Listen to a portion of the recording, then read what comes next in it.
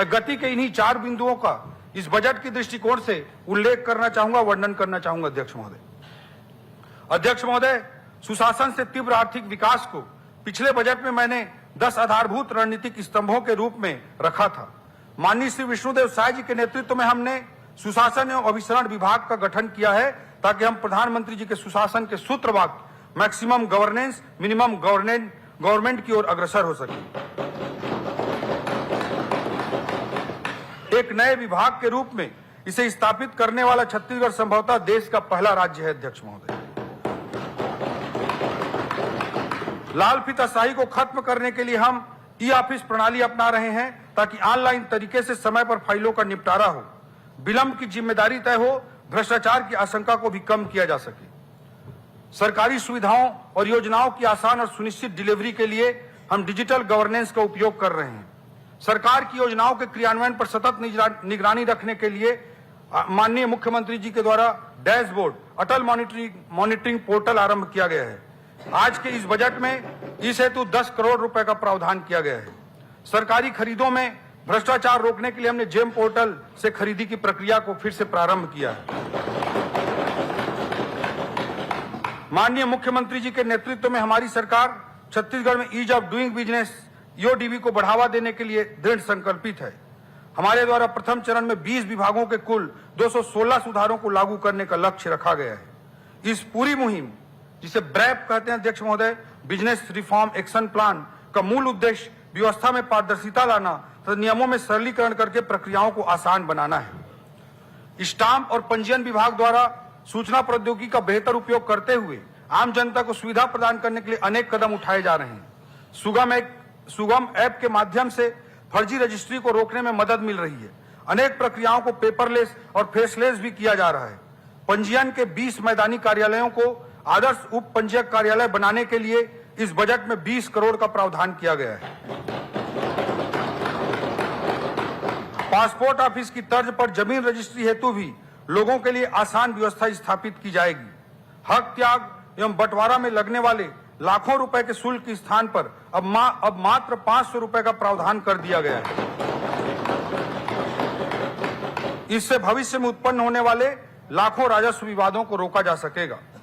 सरकारी विभागों की कार्यकुशलता बढ़ाने, डेटा प्रबंधन को सशक्त बनाने और डिजिटल नवाचार को प्रोत्साहित करने के लिए राज्य के उच्च तकनीकी शिक्षण संस्थानों के साथ मिलकर सीएम सुशासन फेलोशिप आरंभ करने का भी इस बजट में प्रावधान किया गया है।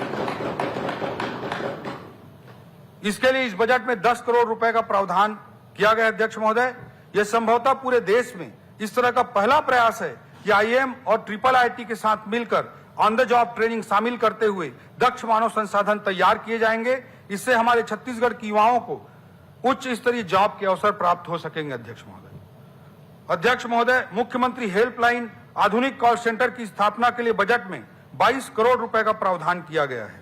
अध्यक्ष महोदय, पिछले 1 वर्ष में एंटी करप्शन ब्यूरो द्वारा रिश्वत लेते शासकीय लोगों को 54 मामलों में रंगे हाथों पकड़कर अपराध दर्ज किया गया है।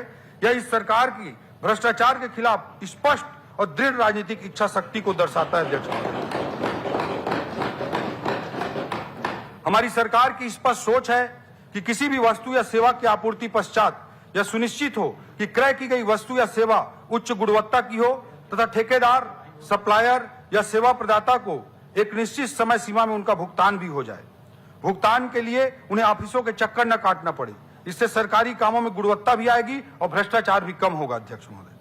अध्यक्ष महोदय, लोक सेवकों द्वारा उत्कृष्ट कार्य करने पर पीएम एक्सीलेंसी अवार्ड की तर्ज पर प्रदेश में भी एक अवार्ड स्थापित किया जा रहा है। इसके लिए इस बजट में 1 करोड़ रुपए का बजटीय प्रावधान किया गया है और पीएम एक्सीलेंसी अवार्ड की तरह राज्य में सीएम एक्सीलेंसी अवार्ड आने वाले समय में प्रदान किए जाएंगे। अध्यक्ष महोदय, भारत सरकार की SCA अर्थात स्पेशल कैपिटल असिस्टेंस योजना अंतर्गत राज्य द्वारा किए जा रहे सुधारों, जो रिफॉर्म्स हैं, उनको हम केंद्र के अनुसार कर रहे हैं। जैसे भू अभिलेखों का डिजिटलीकरण, 15 वर्ष से अधिक पुराने शासकीय वाहनों की स्क्रैपिंग, औद्योगिक क्षेत्रों में भू उपयोग का उदारीकरण, पंजीयन प्रक्रिया का डिजिटाइजेशन, SNA स्पर्श व्यवस्था, ऐसे रिफॉर्म्स को हमने लागू किया है। और इन रिफॉर्म्स को लागू करने के एवज में भारत सरकार ने इस वर्ष इंसेंटिव के रूप में, पुरस्कार स्वरूप हमारी छत्तीसगढ़ सरकार को 6,000 करोड़ रुपए से अधिक की राशि प्रदान की है। अध्यक्ष महोदय, पिछली सरकार में डीएमएफ भ्रष्टाचार का पर्याय बन गया था।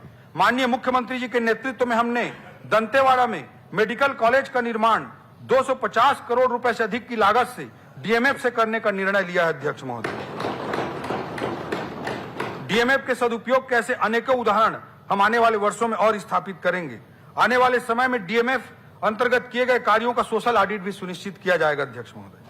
अध्यक्ष महोदय, सुधारों का यह प्रारंभ है और यही सुधार हैं जिनके पायदान पर चढ़कर छत्तीसगढ़ अमृत काल के लक्ष्यों को प्राप्त करने के लिए तेजी से आगे बढ़ेगा। अध्यक्ष महोदय, गति के दूसरे बिंदु एक्सीलरेटिंग इंफ्रास्ट्रक्चर, अधोसंरचना को बढ़ावा देना, उस बिंदु पर मैं आना चाहता हूं।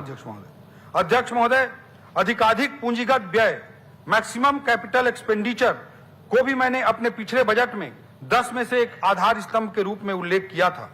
पूर्व में मैंने आज हमारे राज्य के 25 वर्षों की उपलब्धियों का विस्तार से जिक्र किया है। छत्तीसगढ़ की उपलब्धियों का गौरवगान इस राज्य के निर्माता भारत रत्न श्रद्धेय अटल बिहारी वाजपेयी जी को स्मरण किए बिना अधूरा है।